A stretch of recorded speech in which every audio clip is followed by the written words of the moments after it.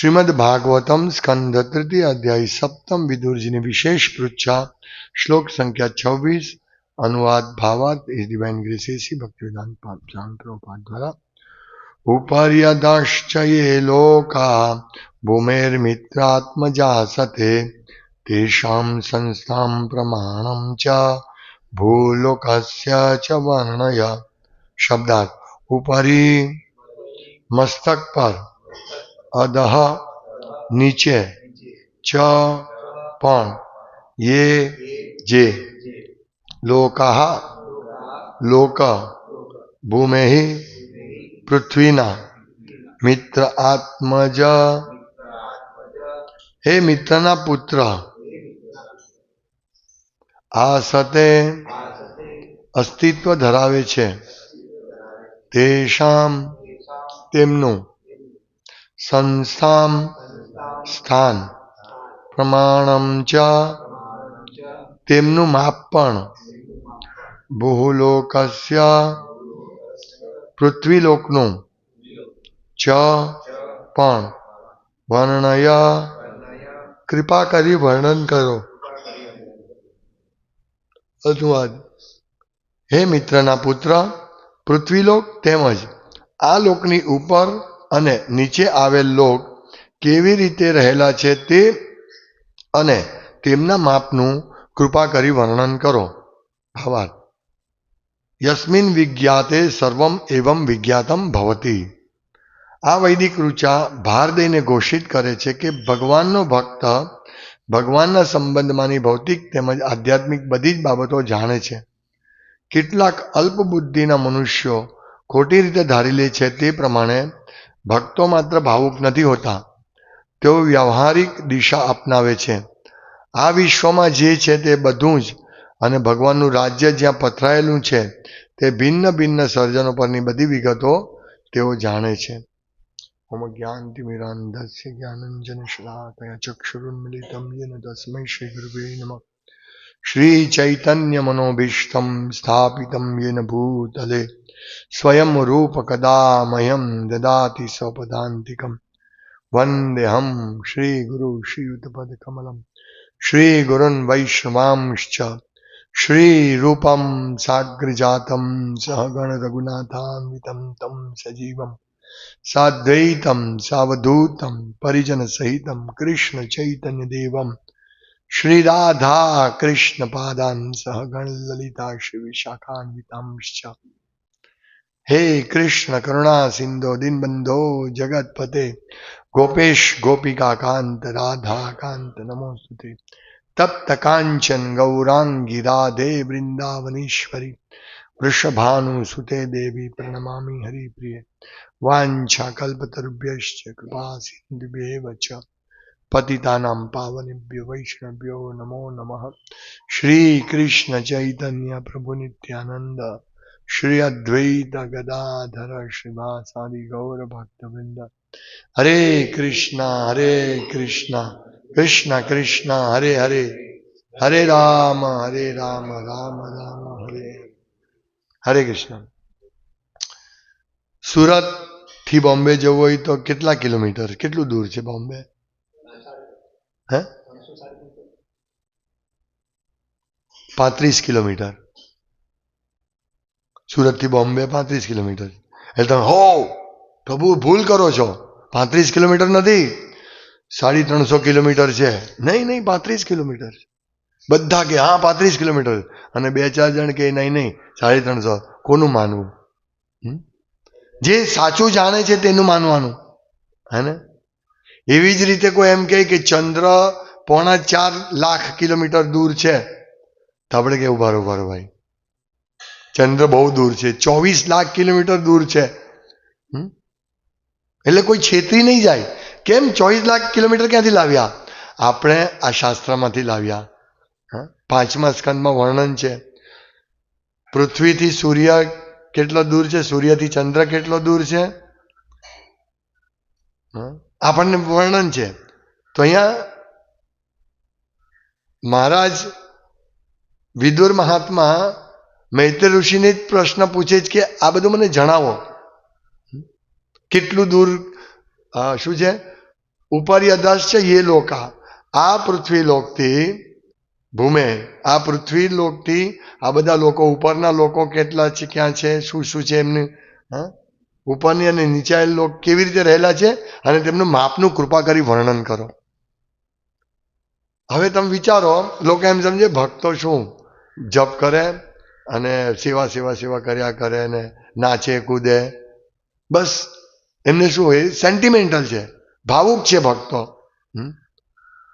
પણ અહીંયા પ્રભુપાદ લખે છે કે ભક્તો ભાવુક નથી હોતા, ભક્તો પાસે પરફેક્ટ નોલેજ હોય છે.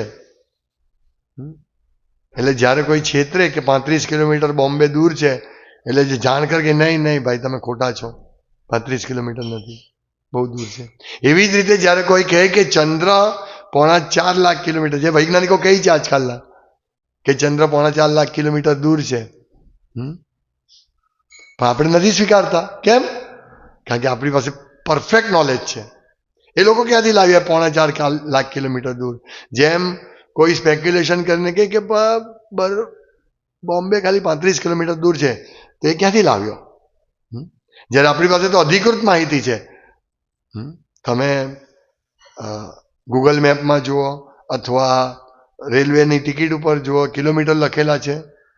આ તો લખાણ છે, એને તમે માનશો, શબ્દ પ્રમાણ છે.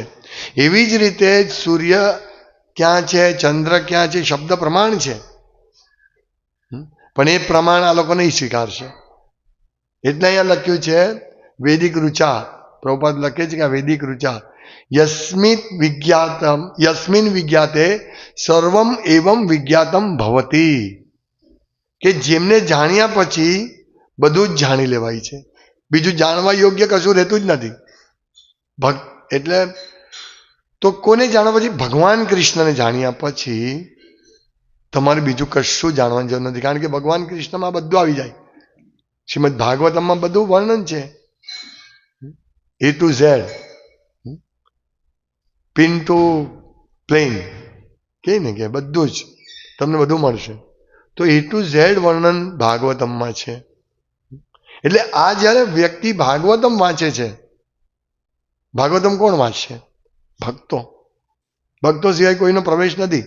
એમ પ્રભુપાદ લખે છે કે શંકરાચાર્ય, જો કે શ્રીપાદ શંકરાચાર્ય ભગવાનના શુદ્ધ ભક્ત છે, કારણ કે શિવજીનો અવતાર છે, પણ એમની સેવા હતી એટલે એમણે માયાવાદી રીતે ભાષ્ય કરીને, શારીરક ભાષ્ય આપીને વેદાંત સૂત્રનું, એમણે લોકોને પથભ્રષ્ટ કર્યા કે ભગવાન નિરાકાર છે, સર્વવ્યાપી નિરાકાર હોઈ શકે, એમ કરીને એમણે માયાવાદ કરી, ભગવાનની સેવા કરી.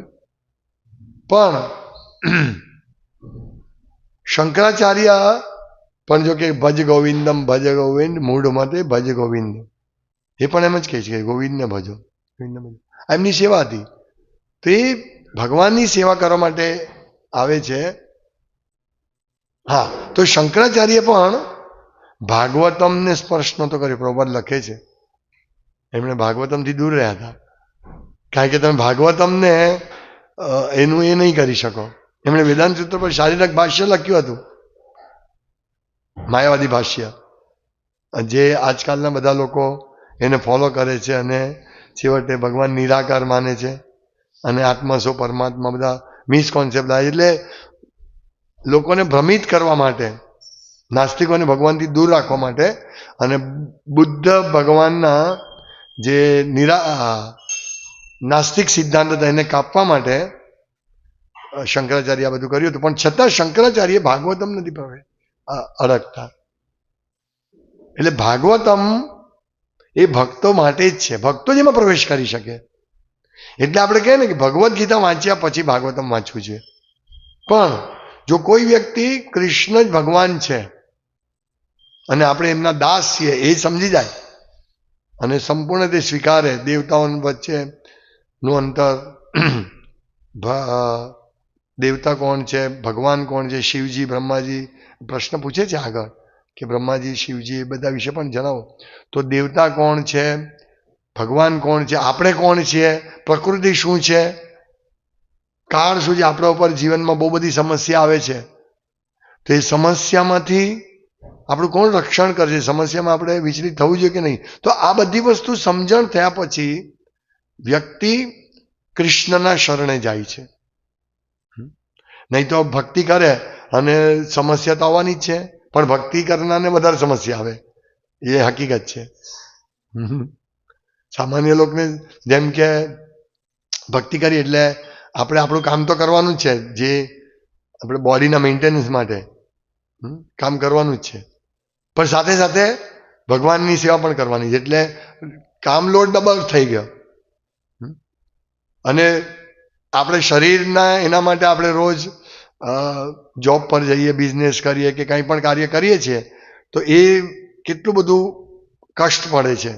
તદુપરાંત ભક્તિ કરવામાં પણ કેટલું બધું કષ્ટ પડે. જેમ કે કાલે ભક્તો ગયા હતા પુસ્તક વિતરણમાં, તો સવારના ગયા, રાત્રે આવ્યા, તો આ એક એડિશનલ થાય.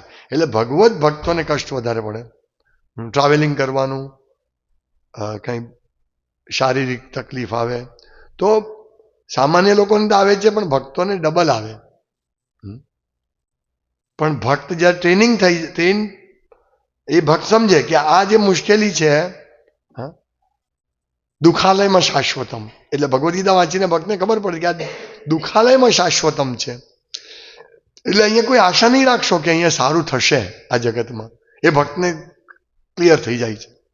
અને પછી ભગવાન કે સર્વ ધર્માન પરિચય મામ એકમ શરણમ વ્રજ, મારા શરણે આવો.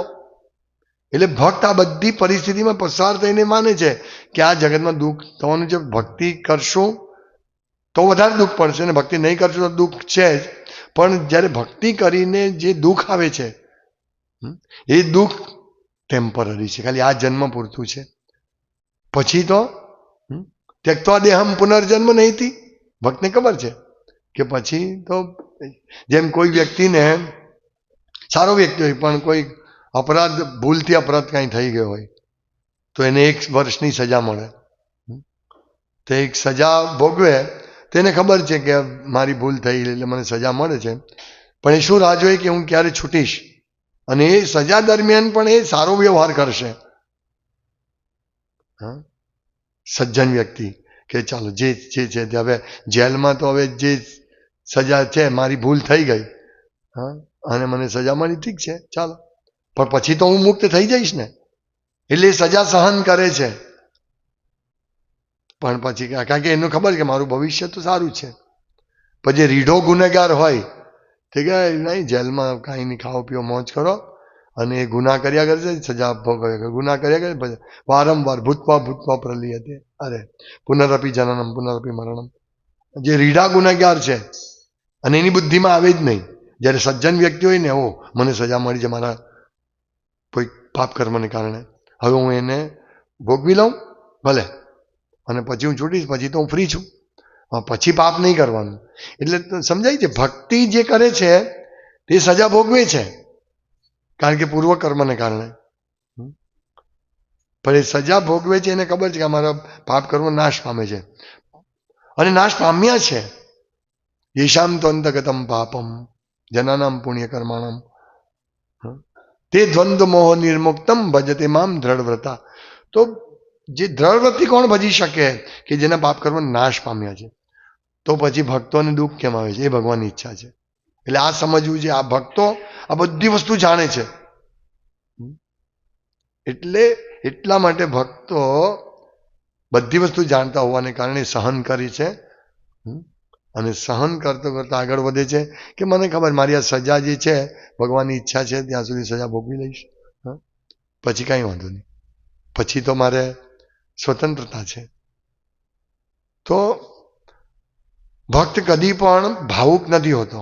એટલે આપણે હંમેશા ફિલોસોફી, રિલિજિયન વિથ ફિલોસોફી, એટલે ધર્મનું પાલન કરવાનું છે તત્વજ્ઞાન સમજીને, મીન્સ ભગવદ્ ગીતા સમજીને. તો જ્યારે વ્યક્તિ ભગવદ્ ગીતા સમજે ને પછી ભાગવતમમાં પ્રવેશ કરે છે, એટલે ભગવદ્ ગીતા બેઝિક જ્ઞાન મેળવીને, બેઝિક મીન્સ એ બેઝિક આમ તો આપણે પ્રાથમિક કે, પણ એ સર્વોચ્ચ જ્ઞાન, ભગવદ્ ગીતાનું સર્વોચ્ચ જ્ઞાન પ્રાપ્ત કરે છે, અને ભક્ત કન્ફર્મ કરે છે કે યસ કૃષ્ણ ભગવાન છે, હું એમનો દાસ છું, અને મારા જીવનમાં જે પણ સમસ્યા આવે તે મારે સહન કરવાની છે, કારણ કે મારા પૂર્વજન્મના કર્મ છે. પણ મારું હવે કાર્ય શું છે, શ્રીમદ ભાગવતમ વાંચીને તે પ્રમાણે મારું જીવન આગળ વધારવાનું છે. આ રીતે ભક્ત શ્રીમદ ભાગવતમનું જ્ઞાન પ્રાપ્ત કરે છે. તો જ્ઞાન કોને મળે? કે જે કૃષ્ણના શરણે ગયો છે તેને. એટલે આપણે ભગવદ્ ગીતા વાંચ્યા પછી ભાગવતમ એટલા માટે વાંચીએ છીએ. પછી ભાગવતમ વાંચ્યા પછી પણ સેન્ટિમેન્ટલ લોકો જે છે તે ભાગવતમ વાંચ્યા પછી એમાં ખાલી ક્યાં જાય? ખાલી કથા સાંભળવા જાય, ભાગવતમની કથા. એના માટે કથા જ, એના માટે આ બધું નથી. એ કે આપણે કથા, કૃષ્ણની કથા સાંભળો. કૃષ્ણ કથા એ ભગવદ્ ગીતા પણ કૃષ્ણ કથા છે અને ભાગવતમ પણ કૃષ્ણ કથા છે.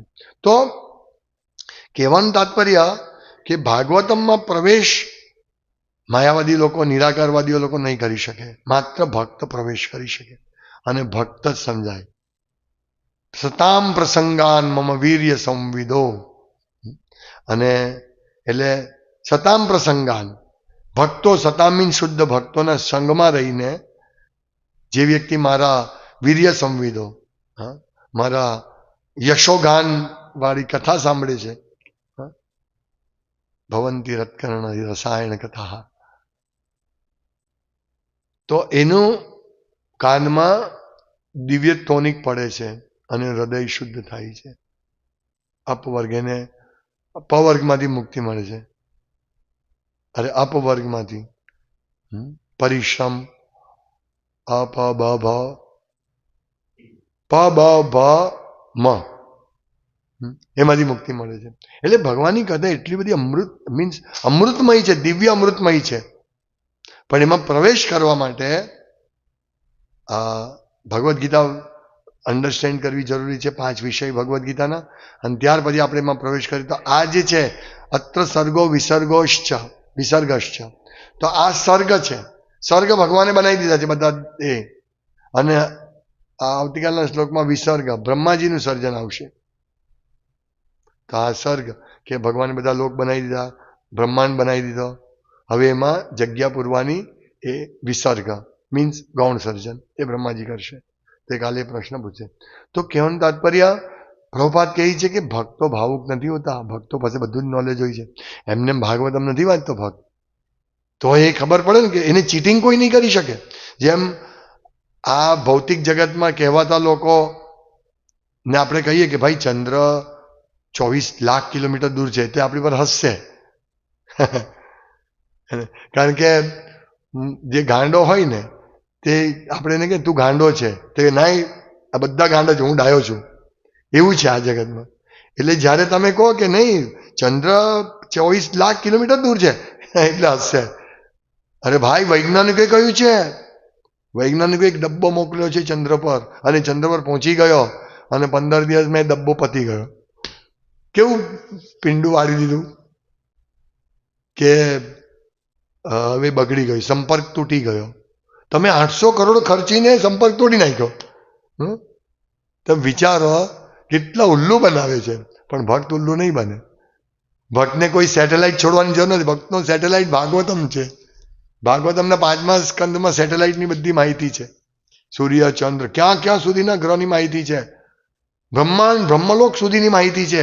બ્રહ્મલોક કેટલો દૂર છે તે, અને નીચે પાતાળલોક કેટલા દૂર છે અંદર, તેની માહિતી છે. પાતાળલોકમાં શું એક્ટિવિટી થાય તેની માહિતી છે. વિચારો તમે. અને એ પૂછે છે અહીંયા. એટલે ભક્ત જાણે છે બધું. ભક્ત અજ્ઞાની નથી હોતો. એટલે ભક્તને તમે ઉલ્લુ નહીં બનાવી શકો. આખું જગત કે જ્યારે પહેલી વાર ચંદ્ર ઉપર યાન મોકલેલું ને અમેરિકાએ, જે દિવસે યાન છોડ્યું ને તે દિવસે પ્રભુપાદને પૂછ્યું તો કે આ બધું શું કહેવાય, પેલું ફેક છે, ફેક, ફેક છે, મીન્સ આ બધું ખોટું છે, એ શક્ય જ નથી. પ્રભુપાદ, કારણ કે પ્રભુપાદે કહી દીધું કે એ શક્ય જ નથી. કારણ કે કેટલું દૂર છે ભાગવતમ. 24 લાખ કિલોમીટર એટલે શું? આપણે અહીંયા તિરુપતિ લગભગ 1200 કે 1500 કિલોમીટર, 1200 કિલોમીટર દૂર છે તિરુપતિ. તો 24 કલાક નહીં, વધારે 28 થી 30 કલાક લાગ્યા. તમે વિચારો. તો ચંદ્ર, ચાલો તમારી દ્રષ્ટિએ 4.5 લાખ કિલોમીટર, તો કે 10-15 દિવસમાં પહોંચી જાય. એટલે આ બધું ભક્ત જાણે છે. એટલે અહીંયા પ્રભુપાદ લે કહે છે કે યસ્મિન મીન્સ વૈદિક ઋચા છે, યસ્મિન વિજ્ઞાતે સર્વમ એવમ વિજ્ઞાતમ ભવતી. એટલે ભક્તો માટે કશું જ અજાણ્યું નથી, મીન્સ બસ ભક્ત પૂરો જ્ઞાની છે. હરે કૃષ્ણ. શ્રીમદ ભાગવતમ કી જાય, શિલ પ્રભુપાદ કી જાય. ગૌર પ્રેમાનંદે હરિ હરિ બોલ.